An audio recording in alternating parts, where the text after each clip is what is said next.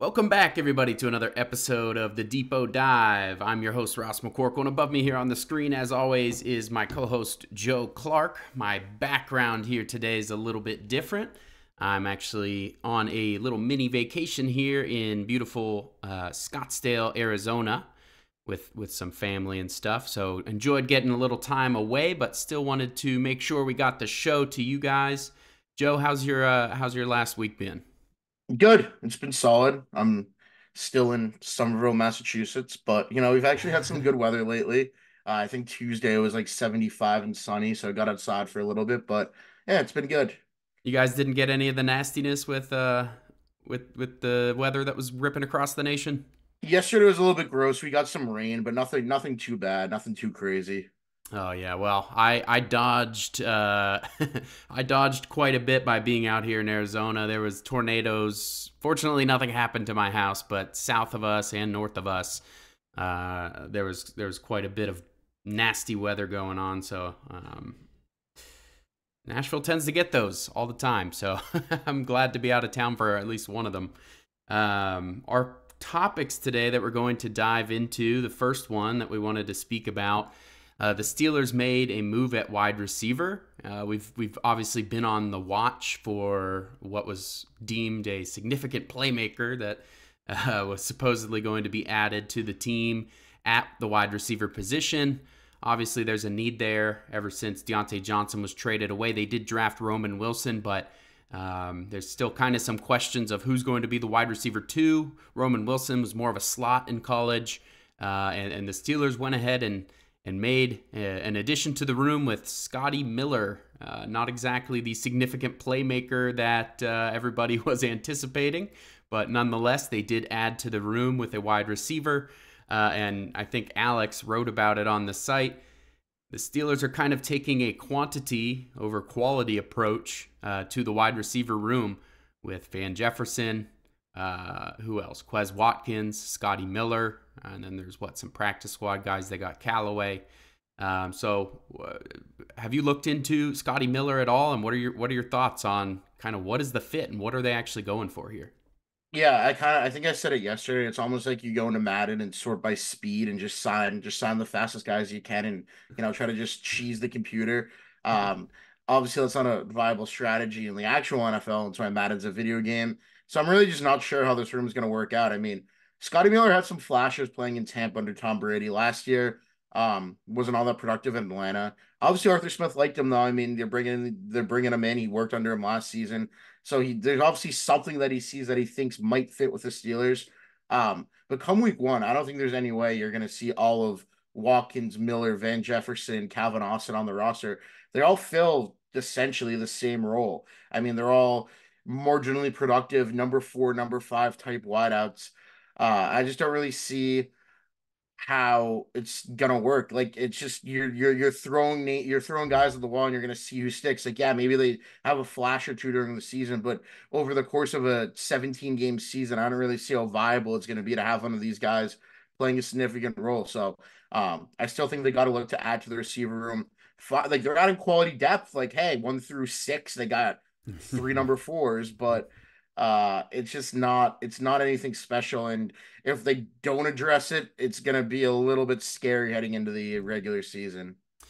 Yeah, and I think what his top year was with Brady. That the what was it, 2020 or 2021? He had 500 or just a little bit over 500 total receiving yards. But really, since then, in the last I think 3 seasons since then, he really hasn't been all that productive. And yeah, Arthur Smith maybe liked him enough to bring him to Pittsburgh, but he didn't like him enough to actually use him last year in Atlanta. I think he only had like 11 receptions for, I don't know, 100 some yards in that range. So yeah, it's a little interesting. Who do you think? I mean, who's the odd man out right now between Quez and Van Jefferson and Scotty Miller? I mean, not all My of them are going to make the roster. Yeah, my guess right now would probably just be Quez because he's the guy that doesn't really have those Arthur Smith connections right now. So even though, I mean, we've seen what Van Jefferson and Scotty Miller did under Arthur Smith and it wasn't super impressive, maybe he thinks I can get something out of him or use him in a certain way that they weren't used last season in Atlanta. And Watkins is he's a burner, he's a downfield threat, but he's not physical. He's kind of to me, he's just very similar to what you're gonna get in Calvin Austin the third, and I don't think the Steelers would really give up on Calvin Austin the third. So out of that trio, I mean, Watkins is just he's just a guy. I mean, they're all kind of just a guy, but Watkins, even though the speed's intriguing and it's definitely something that you can maybe play around with and utilize in a different way. Of that room, I would guess that as it stands now, he would be the odd man out. Obviously, we haven't seen him on the field yet, so it's going out on a limb. Tough to make those predictions without seeing them, in Yeah. OTAs, mandatory minicamp, training camp. But given how the room looks and the other guys do have ties to the offense coordinator, I would guess that Watkins, as it stands, would be the odd man out. Yeah, I think I probably agree there, and maybe two of them could even be the odd man out, especially if the Yeah. Steelers end up adding somebody else. And there's just this morning an option that some people thought maybe had a chance to circle back to the roster. Allen Robinson, the second from last year's roster, ended up signing with the New York Giants. I don't know if the numbers were reported on that yet, were they? I didn't see any, but I would be shocked if it was. I would guess it's a 1 year veteran benefit deal. Yeah, and the Steelers were paying him a lot higher than that last season, and so people thought he could circle back to the roster. They talked highly of his blocking abilities, and he was also a leader in the room, but that's no longer a possibility. So once again, the veteran market in free agency is thinning. There's really very, very few options left. Tyler Boyd signed somewhere. Odell Beckham signed.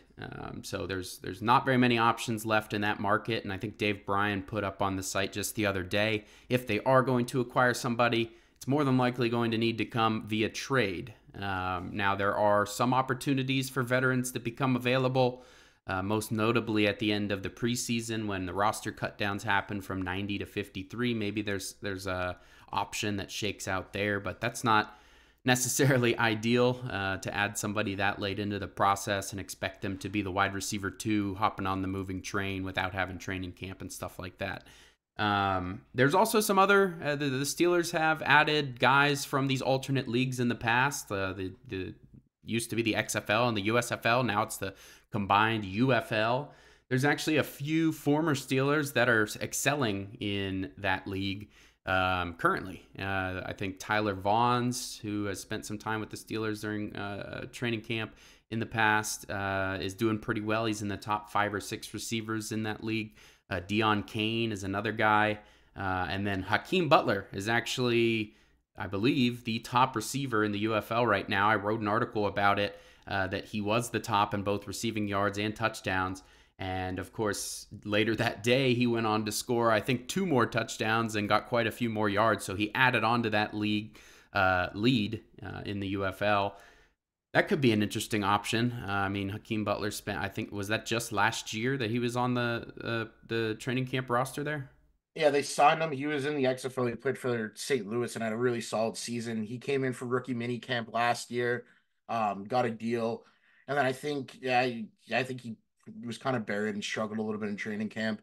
At least with him, I would think a reunion's unlikely, but given the names they've added, I mean, you never know. So Right. Yeah, I mean, he at least has he's like 6'5". I think at one point yeah, he's got size. somebody tried to convert him to tight end at one point. So he's got size, he's got speed, he's been productive in the UFL. The team's familiar with him. I mean, I'm not saying it's going to happen, but yeah, who knows? As the UFL season ends here, and I don't know when, like a month or month and a half from now, some of those names, maybe not those names I just mentioned, but at least 1 or 2 UFL guys will probably, just based on the history of the last couple of years, end up on the training camp roster. So it'll be something to track there. We wanted to talk about some of the other positions of need, and right now the biggest one that still kind of needs addressed pretty urgently is corner, and whether you want to call it outside corner or slot or even both. Obviously, they got Dante Jackson in the Deontay Johnson trade. He has most of his experiences on the outside, but he kind of has some of the speed and the skill set to maybe kick inside if they find somebody who can play outside, or maybe they just find a slot and keep him on the outside. Cam Sutton's been a name that's been tossed around a little bit. Can you talk a little bit about why his name's been coming up recently? I think it was Omar Khan mentioned something there. Yeah, Khan and Tomlin had a meeting with him. It was in Jerry Dulac reported it the morning before day three that they had a meeting with him the week prior. Khan didn't completely close the door on the possibility of him coming back, and I mean, he was a do-it-all guy in Pittsburgh in the secondary. He could play the slot, he could play outside, and they like that versatility. Obviously, he's got the legal stuff. Probably will be facing suspension, and just the media firestorm, of them signing a guy coming off. It got reduced to a misdemeanor, but domestic battery charge, went on the run for 2 weeks. The optics of it wouldn't be a great move, but I mean, the front office, Con and Tomlin obviously are very familiar with him because he began his career with the Steelers, developed into a player that earned a big contract with Detroit with the Steelers. If the two of them are comfortable with his character, then yeah, I think it's a decent shot to bring him back. I mean, I put it maybe 55-45, just given their need and their inactivity at the position so far. I mean, they didn't address the position in the draft in the 6th round. They'll have to take a backup guard in Mason McCormick, who great player. I love the pick over a corner. So that kind of tells you where they're viewing their cornerback need. And obviously there's other options. Sutton, I think at this point might be the most likely to come back because I think if they're going to bring back, Patrick Peterson or Chandon Sullivan, it might have happened already, but there's not a ton of interest for those guys. And there's always veteran corners floating around that you can bring in and kind of have those older guys. Like Patrick Peterson said last year that playing the slot with his IQ is a lot better for him and helped him play a little bit slower. So those guys who kind of lose a step can, use their IQ and their smarts to maybe play in the slot. Like Peterson did really for the first time in his career for the majority last season. So there's names out there. I think Sutton is one that is definitely worth watching, and they could sign him, come their mandatory minicamp in June. He could be a name that they add around there. But yeah, I think it's a position that they will address. They have to address, and but there's a plethora of names out there that they could bring in. So I'm not super concerned at the moment, but it could get a little dicey if some of those names start dropping off the board come, teams start filling out the roster a little bit more later this month in June. Yeah, and I think I saw even Akella Witherspoon, another former Steeler, kind of thrown out as a possible name. I don't know if he's still available. I believe he is. So that's another guy. I think he didn't have a great tenure with the Steelers. He kind of had like a good end of his first season there. And then the second season when they were counting on him, it didn't really pan out all that well. And I think he ended up having a pretty decent season last year. So he could be an interesting option. The Rams. Yeah, so he could be an interesting option. My take on Sutton, I mean, they spent 6 years with him. They know the guy. If anybody wanted to take the chance on him, I would feel like the Steelers would be the most comfortable to do so just because of their history with him, and they know kind of who he is as a person. And it's tough though. You don't want that stuff being the headlines around your team, especially when the Steelers have remained very squeaky clean in most of the kind of off the field stuff over the last. I mean, when was the last big off the field thing they had? It's been a little while. So I don't know how I feel about that, but it would upgrade the team, obviously. So that's kind of probably what they're weighing. And Omar Khan didn't fully shut it down on the Pat McAfee show when he was asked about it. So I do suppose that is an option. Moving on to our second topic, we didn't talk about it last week because the option decision on Najee Harris was actually going to be made that day, and we kind of decided anything that we talked about would probably be irrelevant by the time anyone actually watched this video. So now we are going to dive into that just a little bit. Obviously, the Steelers declined Najee Harris's option. It was due to be, I believe, $6.79 million, fully guaranteed for the 2025 season. Exercising that would have also made his 2024 salary fully guaranteed at the time of exercise. They decided not to. The reports indicate that they wanted to see how the running backs respond to the new offensive system with Arthur Smith. He has more wide zone concepts. Maybe that's not the best fit for Najee Harris. There's also the matter of Jaylen Warren kind of emerging as, last year it got pretty close to 50-50 snap share at one point in time. Towards the end of the year, Najee kind of took back over as the weather got cold and rainy and stuff like that. But they declined his option. What is your initial kind of reaction to that? Were you surprised, angry, or what was your reaction? I mean, I was pretty stunned at the decision. I mean, I get, you don't paying running backs as a feudal whatever, but he's had over 1,000 yards each of the last 3 seasons, and yeah, the yards per carry have been great, but he's also played behind some pretty bad offensive lines, and now he had an opportunity to play behind the best line he's played again or played behind in his career, and you're basically risking him having a huge season, blowing up if you want to extend him, which at this point declining the option, I think an extension's off the table. I know, the reports when they declined it, oh, they want to see and they might work something out later. I think an extension is probably off the table, but you're risking him having a really good season, and now you have an egg on your face that you turned down signing him for $6.79 million, which, and I think Alex made a really good point in an article, I think on Sunday. You can just forget about you pick up his option, you forget about the running back position for 2 years. You have Harris, you have Warren, you're set in stone. Yeah, the third guy, fourth guy, whatever, you can figure that out. But you have two solid running backs who can get the job done. And now you're putting yourself in a position. You have Warren. Well, what's after that in 2025? Like, you're gonna sign a veteran, you're gonna go and you're gonna draft a guy early when you're gonna have other needs to address. I don't love the decision. I think Harris is due for a pretty big year this year, even if in a bigger split with Warren, which will come because Warren was very solid last season. But I don't love it. It wasn't a ton of money, and now you just put yourself in a position where after this year, all of a sudden, running back becomes one of your bigger needs. Yeah, and I point to, there's multiple, I guess, examples of this kind of situation happening, but you can't just assume that Jaylen Warren's going to be as productive without Najee Harris around. I point to the Dallas Cowboys a couple of years back when it was Ezekiel Elliott's last season there in Dallas. They had Tony Pollard there with him. Tony Pollard had a good season. He was actually much more productive on a per snap or per touch basis than Elliott was that year. And then the Cowboys let Elliott walk. He ended up leaving. And then Pollard saw about a 30% increase in touches that next year. But his production was pretty much the exact same or even slightly lower overall, even though he had 30% more touches. So some of that, obviously the Cowboys are in a different spot with their offensive line. Their offensive line was dominant for years, and it's starting to fall off. The Steelers are kind of on an opposite trajectory with their offensive line, just finally getting good. So not all things are equal, but you can't count on Jaylen Warren being as productive without Harris around. So I agree. Not a huge fan of them declining, but yeah, they could always fall back on the franchise tag, but that would essentially be doubling his what the fifth-year option amount would have been. I think it's like 13 something or in that neighborhood. A top five highest paid back in the league, I think, if they accepted it. Yeah, so he'd have to have.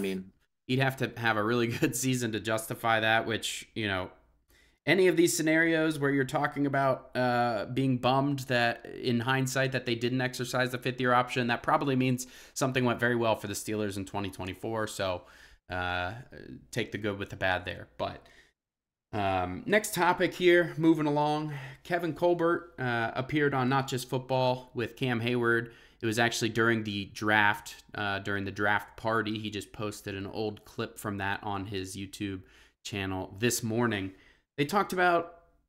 Colbert talked about something interesting. He was asked about when the draft is occurring, and you're seeing maybe, an offensive lineman go and then another offensive lineman go, and that's your position of need. Is there ever kind of anxiety or panic that starts to set in those situations? And Colbert essentially said, the anxiety does kick in, but what you want to never do is reach. He said reaching leads to mistakes, and I kind of found that a little bit interesting, just given Colbert's history with drafting over the last, 6 or 7 years of his tenure with the Steelers. To me, at least, we don't have their draft board in front of us, so we don't know for sure that they thought it was a reach when they made these selections, but there were quite a few players that most people kind of classified under that reach category, and it was kind of a result of it being a position of need that they more or less could not walk away from the draft without. My examples that I wrote about this morning were Artie Burns. I think that was in 2016, I believe. Right before his pick, William Jackson III was taken by the Bengals. There was a couple, two or three others off the board by the time the Steelers were picking, and obviously Artie Burns had some of the athletic traits, but he didn't really have the tape or the experience to really make you think he could be a first round pick. Not many people had him going in the first round, and they, to me at least, reached for him. I also wrote about Terrell Edmonds. He panned out a little better, but still kind of a lot of people saw him as a second or third round guy. Who's in your mind one of the bigger reaches that the Steelers have made over the last, I don't know, several years? I mean, I think I would go with Burns.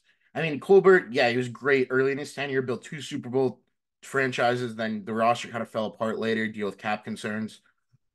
Excuse me. But so yeah, then you go and you reach because you can go and you can't sign those guys in free agency. Edmonds was a reach at the time, I think, undoubtedly, but I do like the way he blossomed. He kind of became that safety the Steelers needed. Obviously, then trading for Mika Fitzpatrick, he was a lot better. He was kind of more of a box safety. Fitzpatrick could be that free safety patrol, center field, make plays on the ball. So I think that definitely elevated and made the pick of Edmonds better at the time it was a reach. Devin Bush is an interesting one for me because they traded up to take him, but I think he probably would have been gone by their original pick. But trading up to take him and taking him, and obviously he did not pan out. So I don't it's tough to, necessarily classify that as a reach, given that he was kind of mocked to go, and, I think it was a 10 to 15 range. It took him at 10. Um, which was a bad pick, but I don't necessarily know if it's a reach given where he was supposed to go. But yeah, I think Burns, they panicked after William Jackson was off the board and took him. Again, we don't have their board. We don't know where they had him, but he might have been the next top corner on their board, but I'd be surprised if he was the next top player on the board. So that was kind of a panic move, and they got anxiety and they knew they needed a cornerback. They took Artie Burns, who actually had some flashes as a rookie, and then really kind of fell off after that and not a useful player. So that, for me, that'd probably be the biggest reach of Colbert's tenure that comes to mind right now. Yeah, and you never know what the factors are involved in these decisions. Like, in the past, for example, when Najee Harris was selected, it was pretty clear from Art Rooney, the second there, that the Steelers kind of had a directive to improve their run game. And I don't know if he straight out said you need to draft a running back, but more or less everybody saw it coming. I think everybody had Najee Harris mocked to the Steelers, and that ended up happening. Running backs don't typically go in the first round, and if they do, you're looking to pick up their fifth-year option, and the Steelers didn't end up doing that. So, yeah, I found that interesting from Colbert. It's more of a, I don't know if it's, I think he has the benefit of hindsight. I don't know if he would probably tell you himself that there was a few scenarios where they did kind of let that urgency get the best of them in the first round, particularly. So, one thing, though, that we can kind of point to, and Omar Khan's been around pretty much for Colbert's entire tenure as the general manager. I think Colbert started in 2000, I believe, and I believe Khan joined the team in his first role in 2001. So he's kind of gotten to observe all of this over the years, and maybe learn from some of those mistakes, because so far, at least, Khan has really been able to find value. I don't know if I've heard any kind of grumblings out there about people complaining of a possible reach. It's been more of the opposite way of him finding value. So that's a positive trend for the Steelers. One other thing that was talked about by Cam Hayward, and I'll let you take this one over because you're a much bigger fan of the NBA than I am, but I guess that was last week at some point, there was a debate going on the Twitter, basically saying that could an NFL player, or forget exactly how it was phrased, it's something like, could you take 30 NFL players and put them in the NBA, or would it be more likely to put 30 NBA players and put them in the NFL? Obviously, there's a lot of debates and strong feelings about this floating around, and Cam Hayward chimed in this morning on his Not Just Football episode, basically saying that that's a whole lot of nonsense, that but they could take a bunch of NBA players and plop them down in the NFL. What's your take on this, being a big fan of both leagues? Yeah, this has been a pretty hotly debated topic among my friend group too. Since Austin Rivers goes on the Pat McAfee show. I think it was sometime either earlier this week or last week, and he's like, I could take 30 NBA players from the NFL. Well, Austin Rivers, I mean, dude, you are not one of them. All right, like, come on. But There's really like very, very few NFL players I think you could see it in the NBA. Obviously the same NBA for NFL. There's a few guys like Mike Evans was a pretty good basketball recruit in high school. He had offers from Texas, a few other like pretty big schools, and then he showed he loved football. He chose football and went to A&M, and obviously that worked out for him, being Johnny Manziel's top target, and now he's on his way to a very, very good NFL career. So I mean, there's some examples, but in the NBA, like who's going to deal with the physicality? And then you look at the size thing too. People will say like, "Oh, you can stick." My friend last night goes, "Oh, you can stick Steven Adams at tackle." Steven Adams is 7 foot tall, and he's not wide enough to play tackle. He's big, but he's not big enough to bulky enough to play tackle. Like any edge rusher is going to dip under him, and just it's not going to work out. Like the one we said maybe it was Giannis Antetokounmpo if he can just play tight end and be a red zone threat at tight end, but he's not going to block. Who's he going to block? Like he's not strong enough to block. Edge rusher's not. And Cam Hayward's like you go up against like T.J. Watt, Max Crosby goes, those guys are going to be headhunting you. Was his direct quote. He's like those. He's like these guys. He's like, oh, NBA players flop all the time. It's fine, whatever. But it's like there's so much less physicality regardless. Like, yeah, there's contact to the rim, but like you're not getting full blown tackled and put on your ass every single play. So it was such a stupid thing I think for Austin Rivers to say, especially with like if you go back to like the early 2000s maybe and it's a big man's game and there's all these bulky centers and Cam Hayward threw out Zach Randolph. Like you have those guys, and yeah, fine. And I know DJ Burns from NC State was getting some hype as an NFL offensive tackle. Like those like bigger, like chunkier big men. Yeah, maybe you can throw them at tackle, you can throw them at end or nose tackle, and maybe they'll succeed. But the way the NBA is now, it's all a spread out, wide open game. I just don't think there's very, very few, if any, NBA players that could go and successfully transition to the NFL. Like definitely not off rip. Anybody who would go would have to train for a year to get into like the shape of an NFL body, just because the body types are so different. So I was on Hayward's side with that the physicality, and I just don't think that there's any viable way to say you have 30 guys that could go and jump in the NFL. Like that's crazy talk. I guess there is the one argument that I saw that kind of made sense is, the rosters of the NBA are much smaller. It'd be much easier to hide an NBA guy, maybe a developmental guy on the back of an NFL roster that at one point, has 90 people on it during the offseason. But yeah, I'm not going to chime in with my opinion because I don't watch the NBA very much, and I don't necessarily have anything to add to the conversation. But I did find it kind of entertaining to see everybody going back and forth on Twitter on that topic. Everybody has very, very strong opinions there. I think that's all that we have for today. We're not going to do a listener question today, mostly because I am on the road. I don't have my normal computer set up, and it wouldn't be the easiest thing to pipe through a soundbite right now with my little laptop screen I have here. But please do remember to call the number there at the bottom of the screen. We need some fresh questions from you guys. Leave a voicemail, and we will get to one of your questions in the coming weeks. The next couple of days here, I guess starting tomorrow, is rookie minicamp, so we're going to have plenty to talk about with all of the draft picks participating, some of the invited players, and some of the undrafted guys competing for the first time and wearing their new numbers for the black and gold over the next few days. Thank you guys so much for tuning in, and we will catch you next time.